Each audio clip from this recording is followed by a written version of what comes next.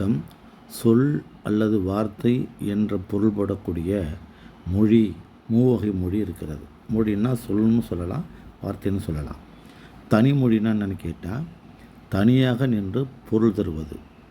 அதற்கு மேல் வார்த்தையை பிரிக்க முடியாது, பிரித்தாலும் பொருள் தராது. கல், மண், மழை, கடல் இவையெல்லாம் தனியாக நின்று பொருள் கொடுக்கக்கூடிய வார்த்தைகள். எனவே தனிமொழி. தொடர்மொழின்னா இப்போ அந்த சொல் தனியாக நின்னால் பொருள் தர்றதில்லை.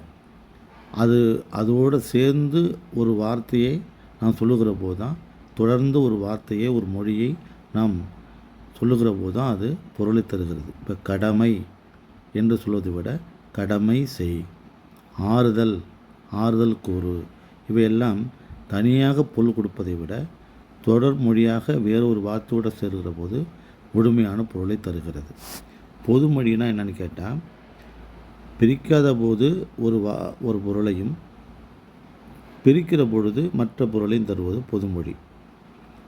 தாமரை என்பது பிரிக்காத போது மலரை குறிக்கிறது. தா கூட்டல் மறை, தாவுகின்ற மான் என்று பிரிக்கிற போது வேறு ஒரு பொருளை தருகிறது. பலகை பிரிக்காத போது ஒரு பொருளை தருகிறது. பல கூட்டல் கை என்று பிரித்த பொழுது பல கைகள் என்ற பொருளை தருகிறது.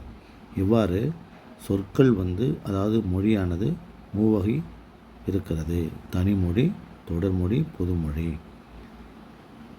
இதை போன்ற வார்த்தைகளை நீங்கள் தெரிந்து கொண்டு வரக்கூடிய தேர்வுகளில் நன்றாக பயிற்சி பெற்று வெற்றி பெற வாழ்த்துகிறேன். நன்றி, வணக்கம்.